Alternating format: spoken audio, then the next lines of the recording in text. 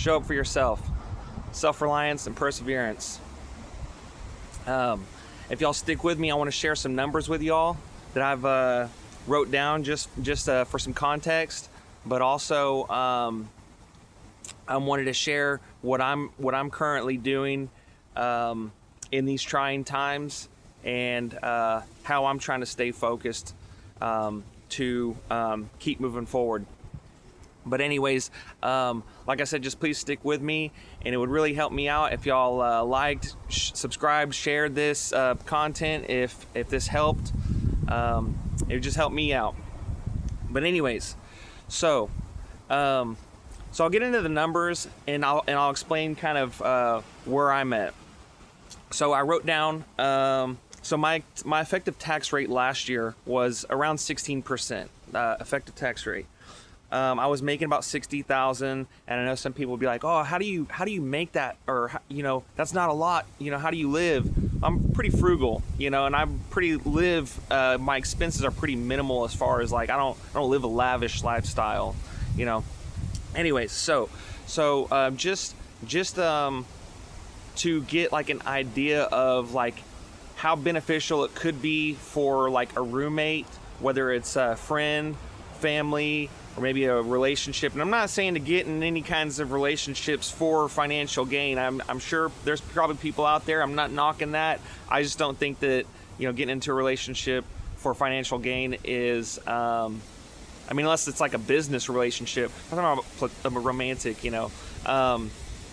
is obviously getting into the relationship for the right reason. That's just my opinion.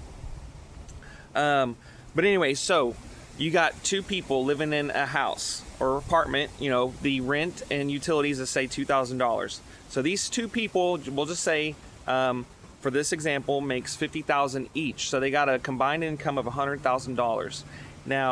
Now, if their effective tax rate is around 16%, that would leave each individual with around $42,000 a year after taxes.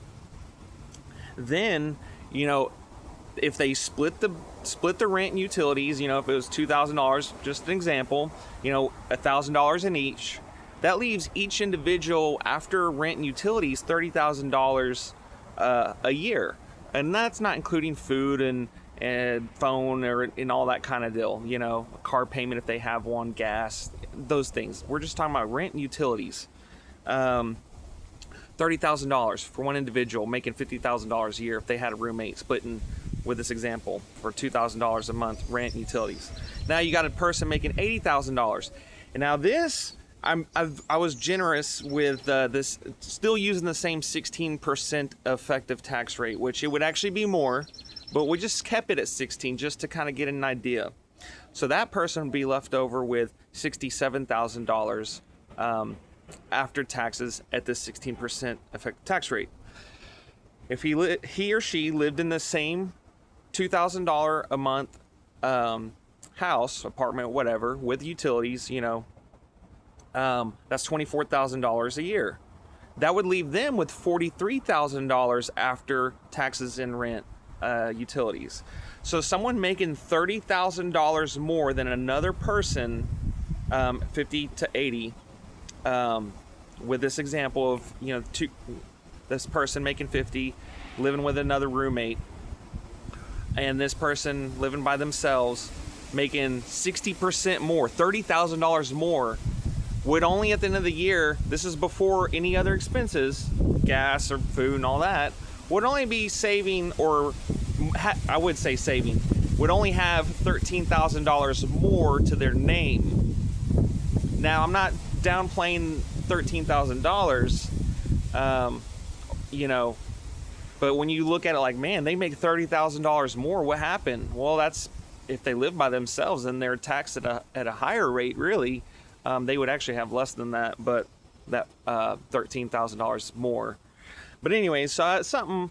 So just so y'all can see how having a roommate could really be beneficial as far as like not feeling the economic pressures, and that's why. I mean, I've heard stories from someone where I used to work that they were working remote in California, and like their younger brother had like 3 or 4 friends living in a house. I mean, you hear stories about people living in garages, you know, like people are renting out their garages to make rooms to either help pay for the mortgage too, you know.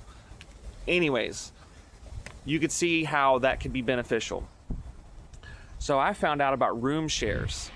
And the only reason why I have not, well, I never heard of it, but I started thinking about it. I'm like, man, I would be able to really save some money, because I found one for like $650 a month. Basically, it's a weekly basis, but it's like $155 a week. So I'm like, man, that would really, I mean, be able to, you know, I'd be able to like not feel so much pressured up about just having a bunch of money going out, because I'm trying to like live minimal now. I want to sell all my stuff, and you know, if I could like live in a cheap little apartment, you know, but apartments aren't much cheaper than where I'm at now in this older home. And I have a dog, and so there's like, you know, if I was with a room share, or in a room share, you got like, do they allow dogs? I haven't called around to ask. But then like, who else is living there or coming in that you don't even know? You know, are they stealing your food? You know what I mean? Like, I don't know. So I can understand like people just wanting to live by themselves. Either way, you know, like I said, show up for yourself, because no one's gonna do it for you. We have to be self-reliant, especially, and I'm not saying women don't have to be, you know, and I'm not, you know, we'll just say it as individuals, and y'all can, you know, fill in the blanks or whatever, but basically, we have to take care of ourselves, man or woman. We have to take care of ourselves, and because no one's going to for us. No one's going to show up.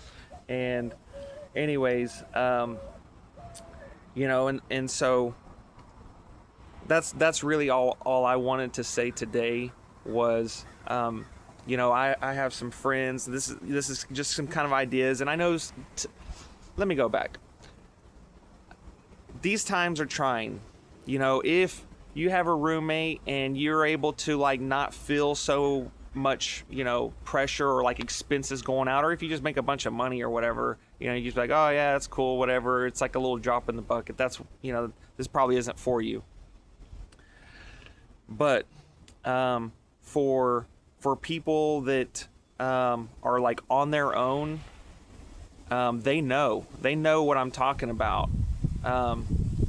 Whether people are talking about it or not, I know if someone heard this, it definitely would resonate with them. This isn't no secret.